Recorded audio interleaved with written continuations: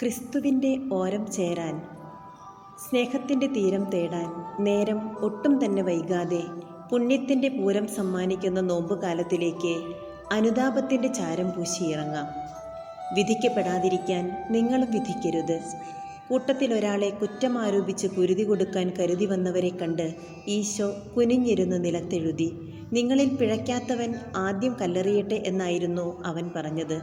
സ്വന്തം കണ്ണിലെ തടിക്കഷ്ണം കാണാതെ അപരൻ്റെ കണ്ണിലെ കരട് കാണുന്നവർ, ഇടറി വീണവരെ എറിഞ്ഞു തീർക്കാൻ നാം വിധി ഉച്ചരിക്കുമ്പോൾ നമ്മുടെ മുന്നിലും കുനിഞ്ഞ ശിരസോടെ അവൻ ഇരിപ്പുണ്ട് എന്നോർക്കാം.